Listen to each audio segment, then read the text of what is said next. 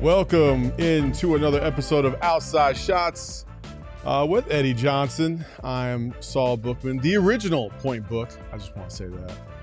What up, Melvin? We are going to talk a little bit about Point Book. We're going to talk a little bit about some Nigel Hayes Davis.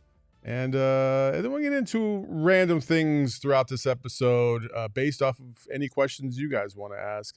Because today's really just kind of a F around day because there's just, there's not much to talk about. We normally do. We're kind of in the dog days of the summer.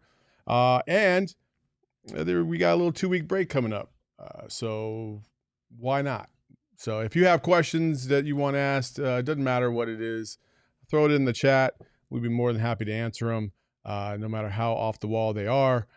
But we will start today's discussion by getting into what appears to be the hottest topic or point of contention and conversation on the social media streets, and that is to Point Book or not to Point Book. And so when we talk about Point Book, there's a lot of different ways we can go.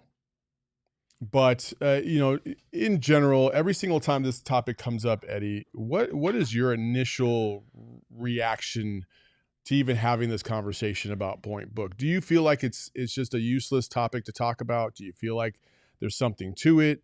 Where do you fall in that spectrum?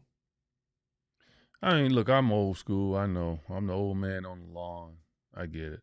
I just think, I just don't want players to shy away from their strength and what they are. Like, it's a hierarchy. Yeah, in basketball, you got to do everything. Mm-hmm. I realize that.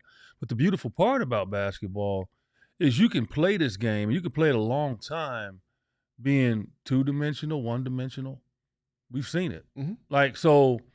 And whatever you add to the team, right? So, yeah, I mean, you can have dessert. You can have a guy do some things that ordinarily you would give the responsibility to someone else. But when I think of Devin, I think of one of the best scorers that this organization has ever had, right? A guy that can go out and get a ton of points, can affect the game with his shooting. And then what's around him elevates him, right? So I move over to the great Michael Jordan. Now, I'm not comparing Devin to MJ for you MJ crazies out there. What I'm saying is that was MJ. That was Kobe. Like, their scoring was first and foremost, and it never took a back seat to anything. Mm-hmm. And the one thing that I always worry about is that you start to delegate too much responsibility to that particular guy, you can have that struggle. With Michael, early in his career, he was trying to do everything. Mm-hmm. And they didn't win. They 0 for 7. His first 7 years, they didn't win nothing. And people were calling him selfish. People were saying he's not going to win. All those things. Unfortunately, he was blessed to not be able to deal with social networking, so we can't go back and look at bookmarks and see that people ripped him. Mm-hmm. But they did. Oh, yeah. And so with Kobe, same thing. When Kobe came in, just trying to do everything and got himself in trouble. And, but he's a young player. I mean, so my thing is, I think from the hierarchy of a team, and I'm sure this is what's going to happen, so I think people need to calm down. But, Devin's got to score this year, man. He's got to be pristine. And that's his MO. And just to, running the offense and all of that, I just hope it's not too much of that. Because I want to see that book that can go out there and just dominate a game with his offensive abilities. I think, so last week Gambo had said that the Suns had talked about that basically Jalen Green was going to be, take on those duties, and Devin Booker would be, will essentially be the two guard that he is. But to me, this is where the whole conversation gets a little lost. Like, what are we quantifying as point book? Are we talking about just initiating the offense? Are we talking about bringing the ball up the court? Are we talking about, all these little nuances that go into this? To me, I don't care. I actually would prefer Devin Booker not bring the ball up the court because it's useless. Like that's more taxing for an individual, especially a guy that's going to be heavily relied on to score. In just about every single game, he's going to have to be the high scorer. And if he's the one that's kind of, listen, if Jalen Green brings the ball up and then immediately goes into a dribble handoff and gives it to Book so he can initiate the offense, I'm cool with that. Like, I don't care if he's not bringing the ball to the court. To me, that doesn't necessarily mean that you have to be the point guard. To me, that's why the point book conversation to me is useless, because I don't care if he's a point guard. Is he the main facilitator or playmaker on the court? Is he the one that basically for a large percentage of the game is going to be the one that you rely on to make plays for not only himself, but other players? And I think he is the best option in that regard. And I would be shocked if that is not the case 90% of the time when they initiate their offense. Yeah, there's two ways you look at, okay, somebody bringing the ball up the court. Yeah, if it's a long rebound, outlet pass goes right to you, you got an opportunity to lead a fast break. Okay, that's everybody's responsibility, right? I mean, that's everybody.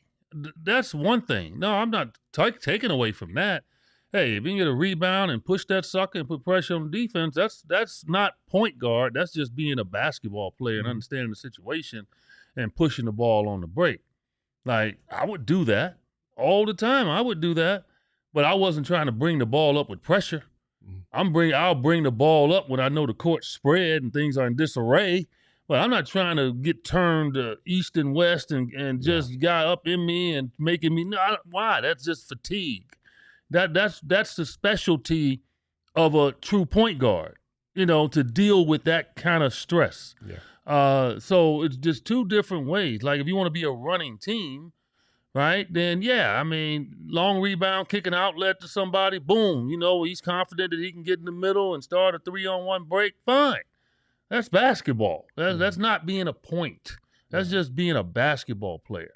Point is when their defense is back and it's set, and now you got to take the ball out of bounds, you get it, and the guy's turning you, and you're working your way up the court. That's tiring.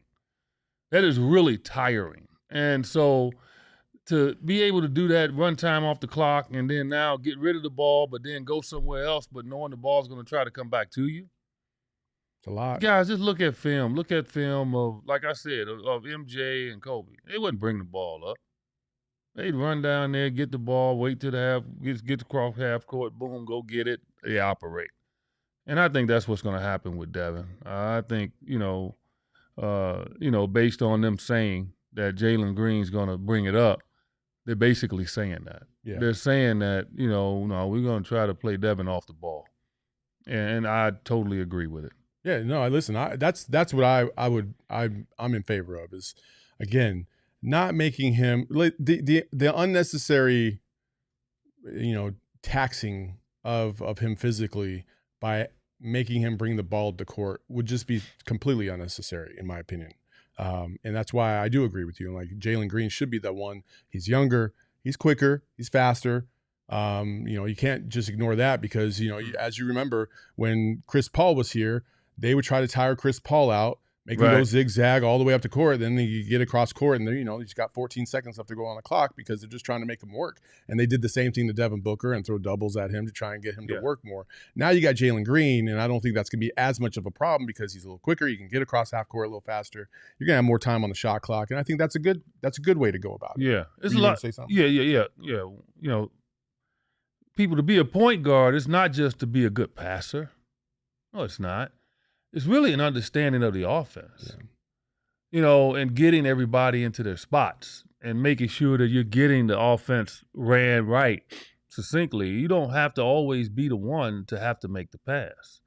Like, John Stockton was great at it. Magic was great at it. Those are upper echelon point guards that, was just ridiculous, right? I mean, LeBron's good at it when he's at the point. No. What I'm saying is get them into the offense, get everybody right, make the right initiated pass to start the offense, and keep the flow going. Right? So that's what a good point guard does, more so than him having to always create and break defenses down and make a pass. I don't think that's what the Suns need. They just need that unison, that way of making everything work to just, make sure the ball gets into the right hands and be a basic passer. You don't have to be a great passer. Just know what is the right pass to make. Yeah.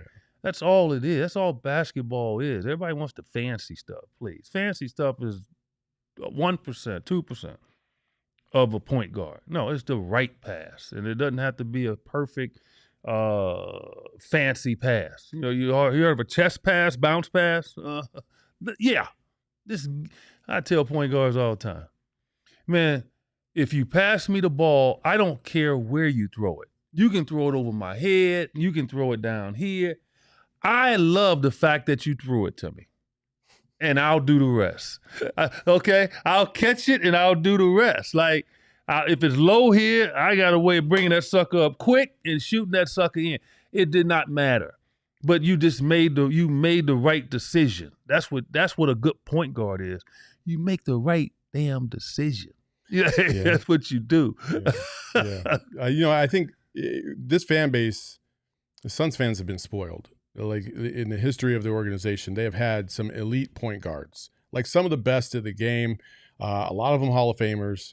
You're talking about future Hall of Famer and Chris Paul, obviously, Steve Nash, Jason Kidd. Yeah, I mean, Kevin Johnson, the list goes on. And I think because of that, it has set up this fan base to look at the point guard position as basically almost the same level as the quarterback, where, you need that type of caliber player in order for anything to really work. And this is where the adjustment needs to happen in terms of trusting who's going to set this whole thing up offensively and defensively from a coaching perspective, because I do think that they could have been better the last couple of years had the coaching been better, just straight up. That's just what it is. But you look at the last couple NBA champions alone, you got OKC and SGA, but SGA wasn't really he's not the primary ball handler. It was kind of, they mixed it up just as much. And he was the go-to, right? And then you look at the year before, who's the point guard in the Boston Celtics? Come on. It didn't matter who the point guard was. Everybody brought the ball up the court at different times and they initiated the offense. And that's just the way it was. I think this is kind of a newer kind of way about going about things that we need to just kind of adjust to. But you have to trust in the organization and the coaching staff to be able to structure the key parts of their roster to attack teams the way that they can attack in the best way possible. Whether that's with a traditional point guard or not, to me is kind of irrelevant. I think that's where we failed as a franchise. These coaches have not adjusted to what this team could offer at a high enough level and been creative enough to make sure that their assets were put in the best possible positions to succeed. And I hope with this new coaching staff, that'll happen. Yeah. And, people use the SGA example, and SGA is not a point guard, people. No. He's not a point guard. He did play point before. But people be saying that, he's not a point. He has the ball in his hands. He's not a point guard. Their offense is predicated on he and Jalen Williams creating, putting pressure on the defense. And he needs the ball in his hands to do that. Devin can come off screens, down screens, come around, shoot the ball like Klay Thompson-esque. See, that's what Devin can do. Got away from it over the last few years, but we saw it as a young player, how he can come off screens and just catch the ball right in his mid-range and pull over people. He is really efficient at doing that. SGA actually needs the dribble moves to get to his rhythm. And he does it extremely well at a high level. He's the MVP of every step along the way to their championship.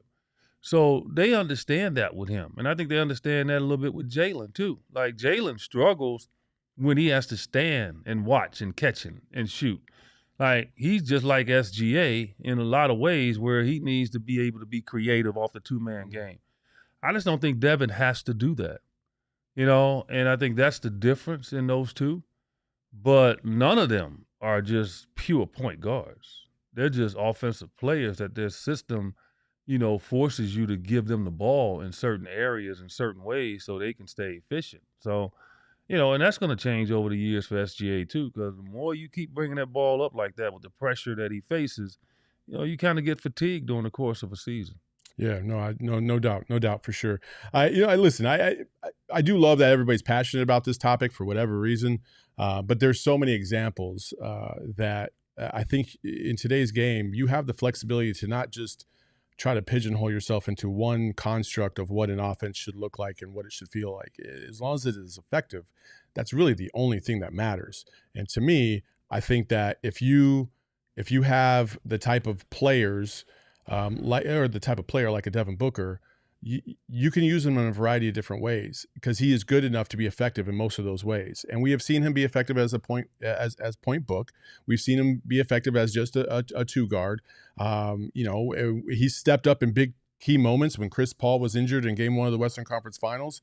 Game 1, hey, listen, Devin Booker dropped a triple-double. Campaign started that game and was the point guard, but like Devin Booker had a triple-double that game. I mean, like, that's just what it is. Was it a creative triple-double or is it a triple-double based on how the defense reacted to you because you were a problem? See, that's the difference. Devin's not trying to penetrate and he already has in his mind that this is going to do this is going to do that, and I'm going to find people. No. He's penetrating the score. Yeah. In that particular game, he took advantage of every weakness that the Clippers threw at him because he identified it almost immediately what they were going to try and do, and he got the ball to the right places. He dropped 41 points, 11 assists. I mean, like, what, Yeah, that's it. See, you don't go into a game like I played with KJ. Like KJ would come into a game, and we already knew from the scouting report how they were going to play him, and so now his creativity was like, okay, you're going to be open. You're going to be open. That's a different animal. Like, he averaged over 20, but I think he would agree that the guys that everybody tried to get the ball to initially was Tom Chambers and then me. Okay, so, and then he obviously is going to get his 20 just based on how they played everything.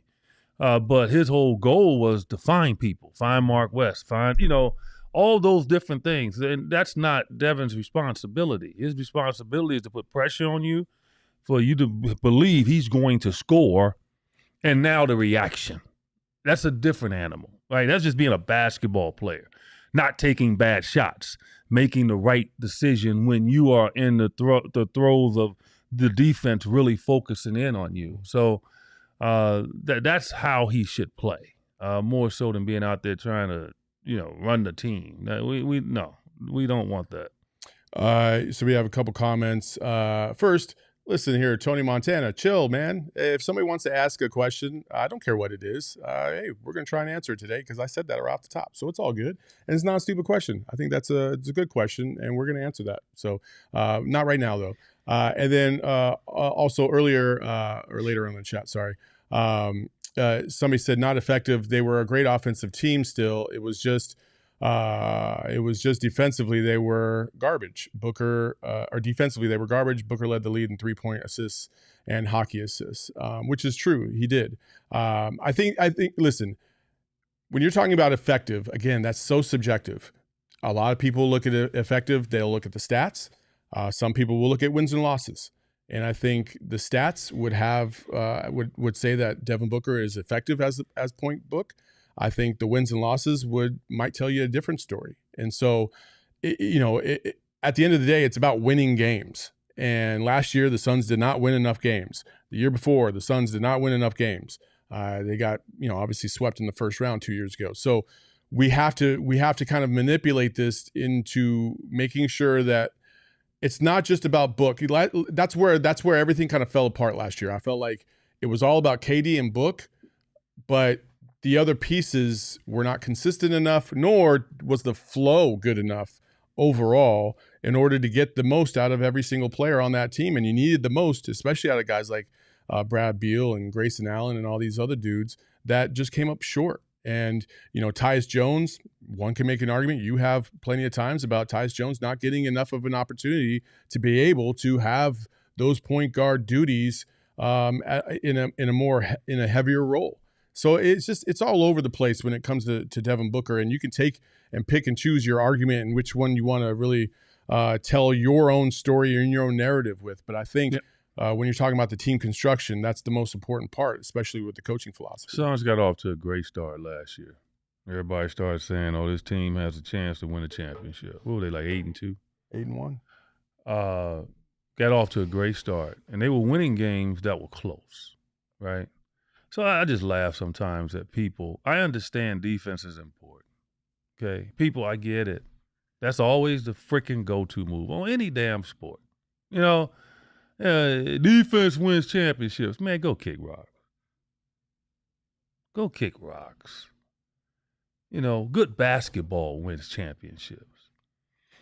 Everybody is not going to be perfect at everything, but they find a way to win. And the most important part is taking care of the ball. Suns didn't take care of the ball. Okay? And we saw it. We saw it as it started to evolve. Early in the year, they were winning games that were close. Why? Taking care of the ball. They were making the right decisions. And as the weeks went on, those turnovers started to creep back up again.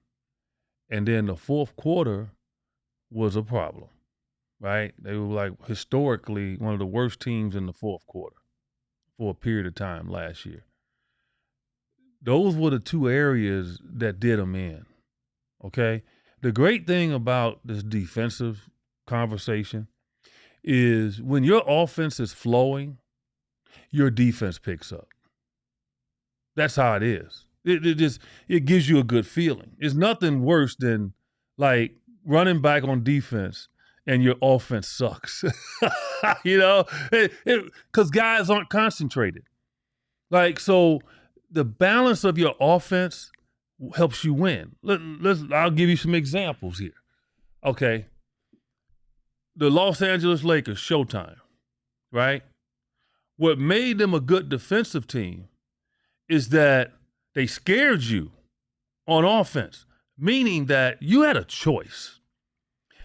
Either attack the offensive glass or get your ass back. Because if you got caught in the middle, lay up, because they're gone. So now most teams would do this. They get back. So now they only send in one guy for the offensive rebound. Guess what? Lakers cleaning up the glass because they don't have a fight on the offensive glass. So now they're getting more possessions, and that's how they were killing teams. That's just the way they play. That's how they put pressure on you. Detroit. How did Detroit win back-to-back? How? They controlled tempo. They didn't take bad shots. They walked the ball up every time. Walked it up, exhausted the shot clock. They had a good floor balance. If they missed, fine. They retreated back on defense. They had good balance. Offense can cause you to have a lot of problems, bad offense. And so the Suns last year, even though we had pristine scores, it was bad offense at times during games that cost us. Because we were in games, but it was just certain periods where all of a sudden the game just changes and we couldn't get out of it. So I understand defense is important, just like rebounding is important, just like passing is important. All the things about basketball is important. But stop the go-to move all the time. Oh, they just didn't play defense. Trust me, when we got Nick Richards, remember the first few games, he was getting 18 and 20. Everybody got all excited, right? That's just the way it is. When everything was flowing, then everything looks good and you win. So trust me, the first thing is you got to make sure that offense is balanced, man, because when it's balanced and you can get back defensively with 5 guys, you have a chance.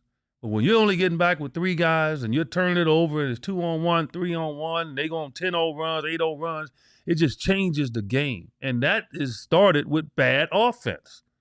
So just keep those things balanced. It's that go-to move. They don't play no defense.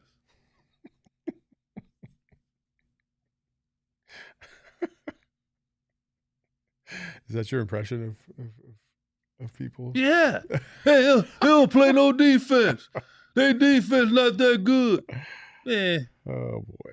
Yeah, the Bulls with that triangle offense, you could never get a fast break on them because they were so balanced. So when they missed, they retreated back, and it's like it was no opening, no opportunity, nothing. You just you had to just go half court against them. Yeah. And now in the half court, you got lockdown defenders like MJ and Pippen out there and Rodman. Now they can really create havoc. But if you're forcing them to miss and you're making them turn it over, you go back on them. They just like everybody else. You getting layups. You getting good shots. So calm down. All right. Well, like we said, we're going to get to a lot of these questions. Good defense creates good offense. Good defense creates freaking fast breaks. Yeah, easy offense. You're right. But the only reason you got good defense because you had good offense on the other end. We have a couple other comments. Let's go. Boosty 22. Oh, I thought you said Bootsy. I was getting ready to say, I was getting ready to drop off with a couple of little Bootsy hits. Right. Suns were a bad transition defense last year, but they were also 23rd in half-court defense. Just bad. No effort defense. I get balanced teams exist, but that was not the Suns last year. And then Tony That's what I just said, Saul. And then Tony Montana says, EJ giving all the reasons why the offense wasn't good despite the numbers, and he wasn't the defense, aka Book isn't a good point guard facilitator of the offense despite assist numbers. Yeah, but right here, what Bootsy said. Boosty. Oh, Bootsy. Well, Bootsy now. Okay, sorry, Boosty. You're Bootsy now. My bad. Hey, look up Bootsy. Go do a little Apple Music. Pull up some Bootsy. Okay. Come on, man. You were going to respond to his comment. Yeah, Suns win a bad transition defense. Yes, because the offense wasn't balanced at times. Right. If you're not balanced offensively, then your transition in defense is going to be bad. Yeah. Okay. All right. Well, we'll get to these questions here in a little bit, but first, let me tell you about some cool stuff from our partners. Folks, that Inner Circle app, or I'm sorry, disregard that. Let's go Branded Bills. Branded Bills. I actually am wearing a Branded Bills cap today, courtesy of my folks. What school is that? In West Mesa. That is the best school in the nation, the University of Arizona. So you can get yourself a nice little Branded Bills cap right here by going to brandedbills.com. Save yourself some money, up to 15% by using code BBPHNX. They got the best hats in the game. If you haven't used them, I don't know what you're waiting for. There are so many great hats. We even have some on our website, some specially branded PHNX hats that you can get your hands on. You got a favorite team, ASU, U of A, the Suns. They have it all, and they continue to grow and grow. Now they have partnerships out in Penn State now and just across the country. It's definitely nationwide. So check out a locally owned outlet in Branded Bills by going to brandedbills.com and save yourself up to 15% by using BBPHNX as your promo code. And then on top of that, Circle K, again, the best convenience store in the country. Circle K has it all for you. And if you download the Inner Circle app, they are going to give you even more because you can save yourself a lot of money both at the pump and inside by taking advantage of the Inner Circle app. You can save up to 25 cents off per gallon for your first 5 fill-ups, which is fantastic. And the more frequent you use that code by putting in just your phone number at the pump, the more you get rewarded. So it's fantastic. You get 25 cents off. The other day I got just a 40-cent off reward, which is great. So they're always hooking you up. You save money at the pump. You save money inside the store. So go to circlek.com/innercircle and download the app. And get all the hookups at your favorite convenience store, drinks, snacks. It's America's best convenience shop. All right, so let's go to some of these questions. And we got a first one. I said I was going to get to it here in a second. And we have a super chat at Glove for Life. And he asks, morning, Eddie and Saul. Got a 15-year-old son, 6'1". What's the best way to get him prepared for upcoming sophomore basketball season? His first year. Thanks so much. So this is his first year playing in high school, I guess. I'm going to assume, and he's going to be a sophomore. So, what's the best way for him to get prepared? Well, get in shape. That's first and foremost. So, I mean, it's a lot of ways to get in shape. One of the ways that I got in shape, basically my entire career, is I ran distance. But, basketball players don't run distance. Like 2 miles is probably our limit, because we're built to run sprints. So you want to train him from a sprint point of view than just longevity, like running. He's not a runner. Football players run more miles because of how they play, but our heartbeat, it always has to go because we were sprinting. So, you want 2 miles, then take them out to a football field. What I used to do, Saul, I used to sprint 60, jog 40. Turn around, sprint 60, jog 40. And then I would start at 15, and then I'd build it up until I got to about 25. Find a hill, run them on, just get them in shape. That's the first part. Then when they get in the gym, they're able to move with quick speed. So you get them in the gym and do a lot of one-on-one stuff. And then most importantly, take him up to the Y, wherever he goes, and play ball, man. Facts. Just play ball, play 21, play ball, play 5-on-5, just play. That gets you ready from a physical standpoint to play the game. And obviously lift weights. When you're younger, though, you have to be careful. You don't want to overdo it. You gradually will get bigger just based on just getting older. But still, And then lastly, stretching. Stretch before, stretch after. I hate stretching now because I did it so much, hate it. But stretch, man, that's all I used to do. I had to stretch. That's why I look so sleek. Oh my goodness, this guy. He always wants to talk about his body. Come on, man. 66 years old, still built like that. I'm going to tell you something. Mr. Saul Bookman. All right. I'm going to get something straight with you. Okay. All right. The one thing I used to always tell people when I used to go around and speak, if you wait for people to give you a compliment, you'll be gone. Man, I'm not waiting for anybody to give me a freaking compliment. Oh, I know. I don't live on it. I don't crave it. I look in the mirror and I say, Eddie, damn, you look good. That's all. Hey, look, that is the best compliment I can get is from myself. Because truly and honestly, you got some people that walk past a mirror, right? And they get out of the shower and they're like, who was that? Correct? So you're your biggest critic. Sure. Privately. Sure. Right? So if you're your biggest critic privately, why can't you be the biggest complimenting? I don't want to say that word. Complimenting. I want to be silly with it, but you can be the best lover of you. How about that? Okay? Self-love. I'm the best lover of me. I don't care what people think. I don't care. Because I tell you, I grew up in the city, man, and people, even some of my best friends, like, you're not going to make it. You're not going to make it, because they're envious, right? Yeah. And they're going to always find something to nitpick. Okay. Right? All right. Seriously. I had a dude, man, my first house I got, second house I got. I'm living in this big monstrosity of a house, right? And, look, I'm loving it. In a beautiful, guard-gated neighborhood, 5-car garage. Now, I'm not bragging on this, people. I'm just giving the story. 5-car garage, got everything, right? And so he comes over to the house, and I'm not looking for compliments, but he looks around. I wouldn't do that. Oh. I wouldn't. You get me? One of those guys. Like, dude, you see where I live? He's trying to take you down. Yeah.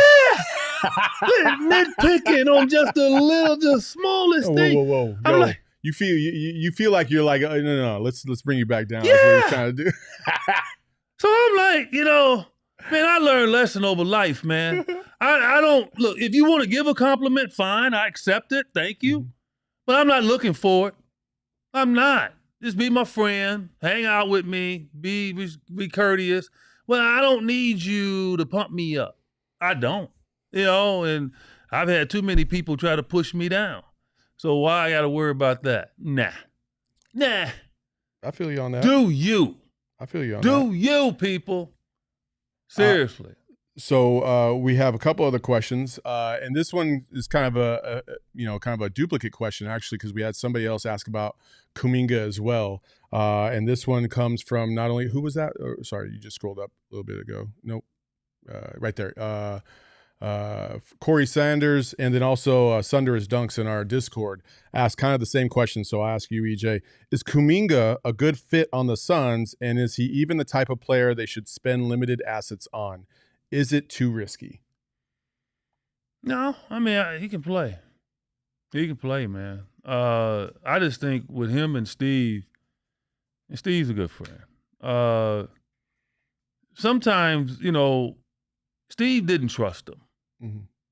That's all that was. Steve knows he could score because look what happened in the playoffs. Okay, when they had the injury problems and he had to play him. Butler got hurt, right? And they played him. Kuminga was probably the best player on their team offensively, because Curry had missed a couple of games, correct, in that series? Yeah. So he's the best player on the floor, and Steve went to him, and he was scoring. They know he can score. The kid is a walking 27 rebound guy, 8 rebound guy. He really is, if he gets the minutes. But Steve didn't trust him with the main group. Mm-hmm. And I think that's part of it. Like, I don't need you to be overly aggressive. I got Steph out there, young man. I got Jimmy out there. I don't need that from you. And he's had a hard time understanding that. And I get it. Steve understands it. I don't think Steve, dislikes him. But that's just the way that he viewed it, and Kuminga frustrated by it. So, but no, I think, look, the kid can play. Mm-hmm. And I think once he does get the opportunity, as we're going to see with Michael Porter Jr. in Washington, even though they're going to struggle, but we're going to really see how good this kid could really be. But he just couldn't be that guy in Denver, okay, which is understandable, right? So, no, I think Kuminga can help a lot of teams. And, no, I have no issue with the Suns being very interested in him. Also, I'm just realizing that I think Tony Montana thinks I'm flex. He keeps saying EJ and Flex need the vacation. And then in the next comment, he says, EJ preaching sermons about self-love. Flex's face just screams exhausted. Well-deserved vacation, fellas. It's a beautiful summer. I'm not Flex. I mean, we're both light-skinned, but like...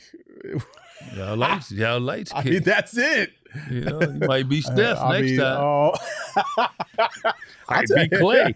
I mean, let's keep going. That's funny. I mean, that's the first time I've ever got Flex because I'm a way bigger guy than Flex. So it is what it is. It's all good. Flex gets at all kind of angles, man. Flex he gives you rumors out there. I mean, credit the young man for doing it.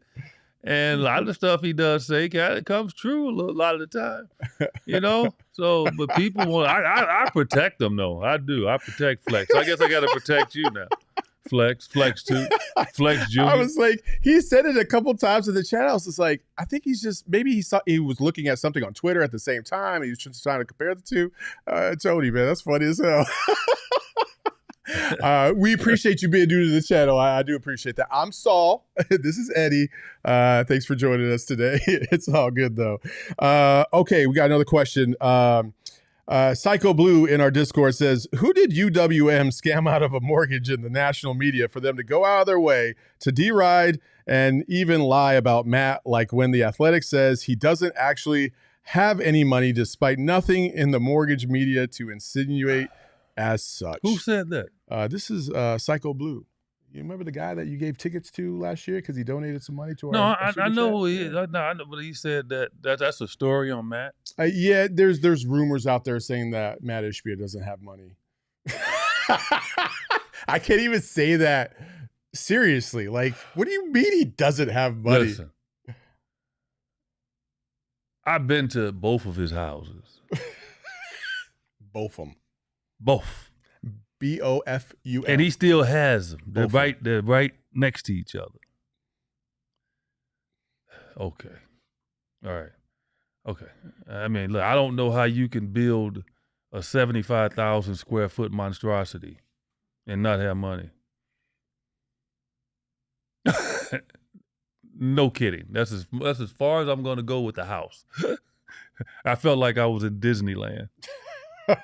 I'm serious. Seriously, I'd pay money just to stay there for 2 days. Is that amazing? Okay, you don't have any money. All right. Okay, people.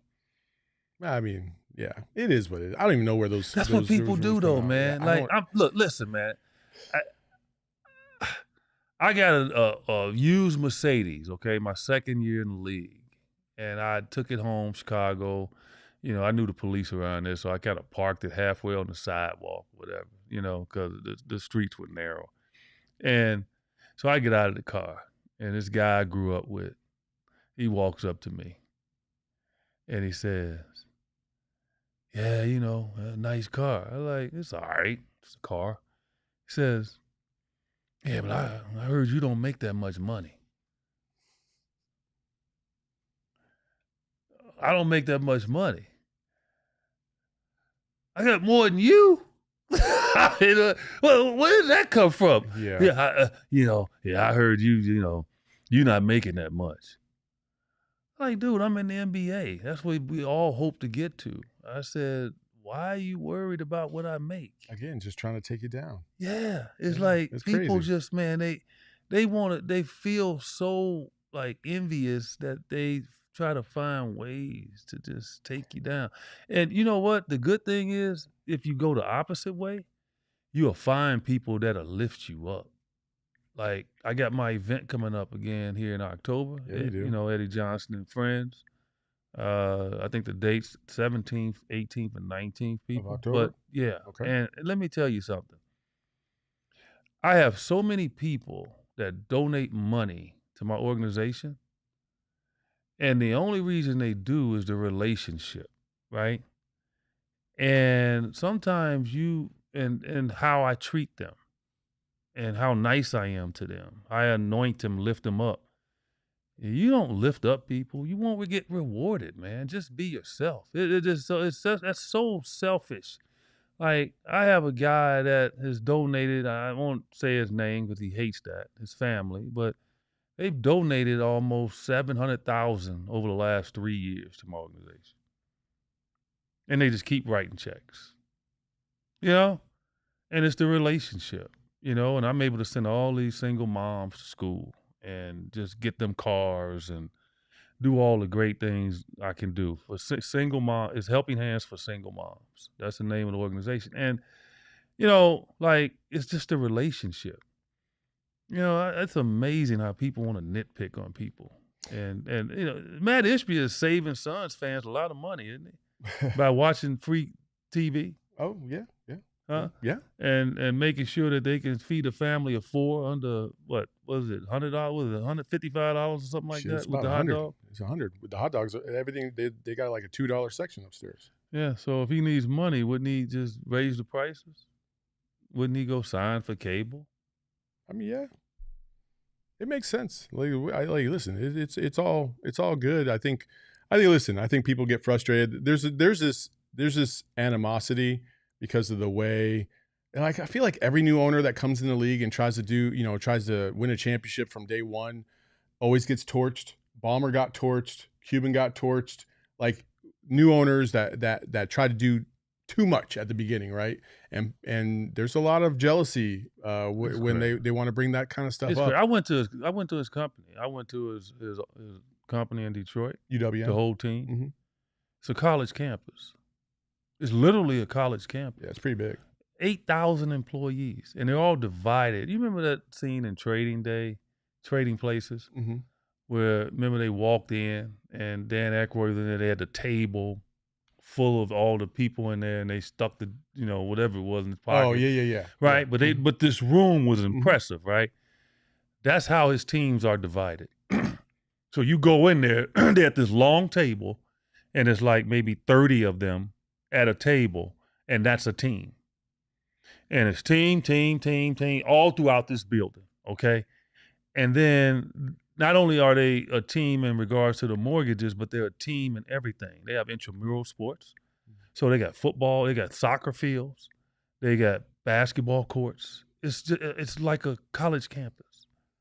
And it's just the camaraderie in there is just unbelievable. Starbucks inside of it. They got grocery store inside of it. They got restaurant. It's just crazy. You don't have to leave. Yeah. I mean, no. So people that say that he's struggling or is not or whatever, stop. I've seen it firsthand. No, the guy's got it going on. A success, and you need to try to figure it out and learn about it instead of trying to criticize it.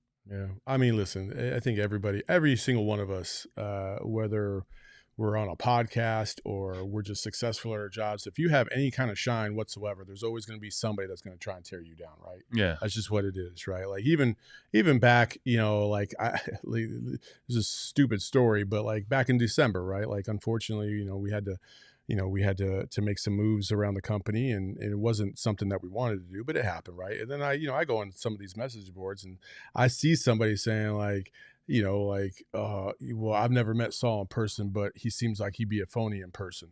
And I'm like, if you've never met me, then how do you know? How do you know? You know what I mean? Like, if you've never met me in person, if you've ever got, listen, they just see the character here. That's it. The character here. That's all. And they think that that's how you are. Yeah, that's exactly what it is. But most people, like, seriously, and he and I are alike in a lot of ways. I will tell you, and I know you probably don't believe it out there, I don't talk when I'm not on air. I'm quiet as heck. I am telling you, I don't talk. And that's me. That's truly me. Like, my wife is the reason why I talk. It drove her nuts that I was just this quiet person. That I'd go out and I'd be in a room with a bunch of people and I didn't talk. I'll go play poker over at the casino every now and then, and I'll sit there and people want to have a conversation. I don't talk. Like, I'm telling you, like, that's the last thing that I do. My character is off TV. It's off. It's not on. And the same way with this dude. I play golf with him. I'm pretty quiet.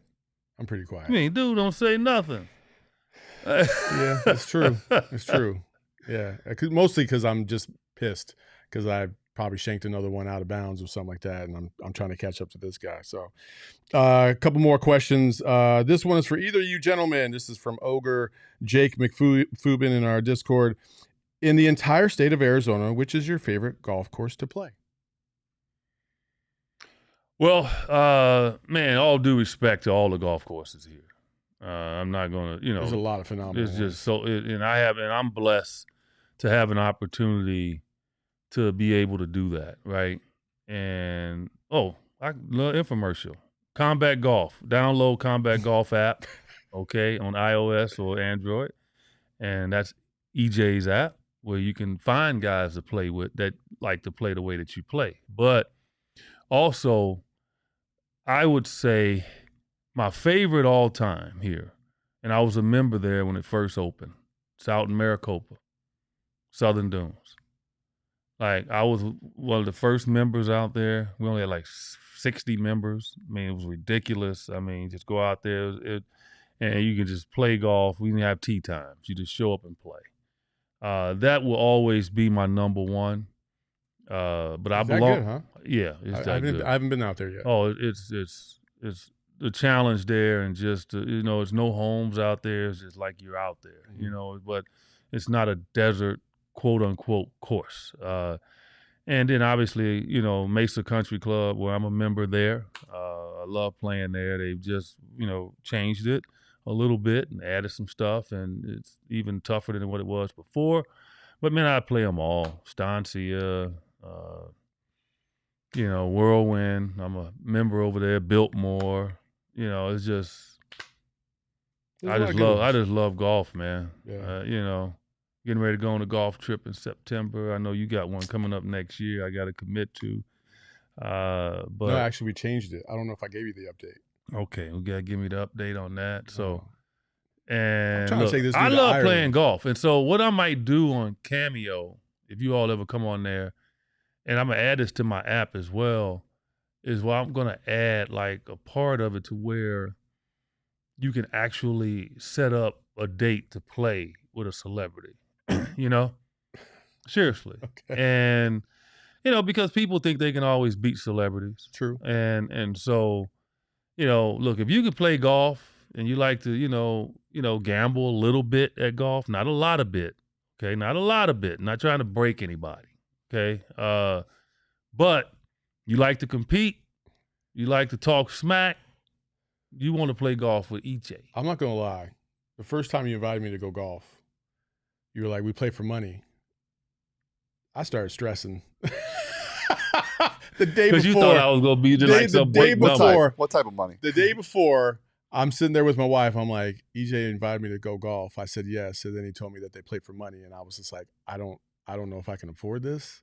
I don't know if I have this kind of money. I didn't know how much he was playing. I didn't know who was going to be coming along with us, and so I was like, man, all I got was like 100. And when So you that's found it. out, Yeah, it made me feel better when you everybody's won like talking money. about, $1 or $2, $5, whatever at a hole. And I was like, okay, all right, it's not crazy. I thought they were going to be like, $100 a hole or something. Like, I was like, bro, I ain't got that kind of money. No, So, I don't want to yeah, do that to it was anybody. cool. It was cool. I'm not out there to earn money on the golf course. Just pay my rent every now and then. So Says Jay did say John Bloom and So Says Jay versus EJ and Saul. Let's go. Listen, I'll sign up for that all day, every day. I've been wanting to play against Bloom for a while. But hopefully we can make that happen. Bloom, but I'm telling you, Bloom can score. Yeah, he can shoot it. he can play, but yeah. if he not hitting it good, you better stay out of the way. We have a couple more questions in the chat. I think you did bookmark them, didn't you, Shane? Or no? Okay, yeah. I actually have a question. Yeah, ask Shane. So I know you guys touched on it a bit earlier. Espo brought this up on Southwest Bias last week. I thought this was really interesting. How many true point guards do you think are in the NBA? Like a total? Again, can you name them? Because I was trying to think about this. Is there like 2? True point guards. No, I mean, there's more than 2. Yeah, you got. If you put the teams up there, I can tell you. Like if you can, if you put the standings up there, I could. Right off the top of my head, I can think of 3 right now. Fred VanVleet, CP3. Is he pure? I think Is VanVleet pure? Do you not think he's a pure point guard? No. Okay. I think he's /score. He's not. He can play point, but I just don't. I put him more of that 2-guard point guard. CP3, TJ McConnell, those 2. TJ for sure, one of my favorites. Damn. Okay, you just go through it in the Atlantic, right? Boston they don't have a pure point guard. No. Philly doesn't have a pure point guard. Philly, they do. They got the kid McCain who got injured. Yeah, Jeremy McCain. Okay. Jeremy McCain. Play. Yeah. Okay. Brooklyn probably not. Brunson's not a pure point guard. No. Milwaukee really doesn't have one. No. Even with Dame was there, he's not pure point guard. Chicago, not really. Giddey, yeah, yeah. Josh Giddey. You think Giddey's a pure point guard? Yes. Okay. Yes, man. Right. That dude. Yes, I mean, based on the definition of being a point guard, I mean, he runs everything. Okay. I don't know why they dragging their feet on him. Cleveland? No, they don't have pure. Right? Detroit? Yeah, Espo and I were talking about Garland. No, he's not a pure. Yeah, he's closer than you can say that. He's closer to it. I would say Garland is closer to but it. Again, that goes into that construct of what is pure. You know what I mean? With the game evolving the way it is, it's so hard to find. But they're going to score. I mean, but they're going to score. So I would say Garland. I'm not going to take that from him. Because I would say KJ is a pure point guard and he's the score. What about Detroit? Cade Cunningham, I think he's more score than point guard, even though obviously he's the one handling the ball a lot, and he's a good passer. But I don't know if I'm half in, half. That's what I'm saying. But like that's Trae Young's he's a point guard, even though he loves to score the ball. Trae Young is a pure point guard. He's going to get you 10 assists, every night. So I would not take that from him. Yeah, it's an interesting exercise, though. No, it is. There's just a handful. It's the way the game's played, though, people. You got to understand that the game has evolved to a positionless game, and I hate that. One of the things that I disagree, and I don't disagree with much with our commissioner, is them changing it to a positionless game. I just think it takes the history away from the game. I can't stand it, man. Like I grew up, point guard, 2 guard, small forward, and you're comparing yourself to those positions. Like now it's just players comparing themselves to players. Like, and what happens is because they do that, they try to do everything to prove that, oh, I can play point. Oh, I can post up. Oh, I can play the 5. Oh, I can guard 5. Look, you grew up like somebody look at you and say, okay, Eddie, you're 6'7" most of my young life when I was really getting good at it. I'm 6'8.5" now. Don't fool yourself. So, and they'll say, Eddie, you either small, you can play 3 positions, okay? Mostly it's going to be small forward, but you can move over to power forward every now and then if you got a good matchup. And then offensively, definitely we can play you at the 2. And those are the 3 positions I played. Mm-hmm. But more, I was a small forward. Yeah. So in my day, you had like Alex English, Kiki Vandeweghe, you had Dominique, you had Larry Bird, like you had Dr. J. You can name all Mark Aguirre. You had all the top small forwards. In today's game, they just throw you all in one big bowl. And like you got to figure out, okay, who's the best players? And that drives me nuts. That part I hate. I hate that they did that, man. It just, it takes away the history of the game. Yeah, I feel you. So that's all we have time for today. I did want to say one thing. You mentioned Helping Hands for Single Mothers. That's coming up in October. We'll have more on that. I wanted to propose a question to you. We have talked a lot about, couch potatoes and water boys. Mm-hmm. And I had a thought that I wanted to just ask you straight up on the show. What if we were able to design a shirt to sell and all the proceeds went to that foundation? That'd be nice. Right. That'd be dope, right? Yeah, but it's got to be like, Couch potatoes again, it's and got to water boy be shirt? the right verbiage, okay? Because again, I try to tell people, not try to tell people that just because I give you the title Couch Potato Water Boy, a lot of you all think it's a negative, and it's not. It's just that's what you have decided to do. That's fine with me. Like I'm half couch potato now because I'm not like working out crazy all the time. I just got good genetics. All right. I'll sit up and I'll eat things I shouldn't eat. And I'm opinionated now because I don't play anymore. So I get it. It's not a negative. It's more so just a fun back and forth.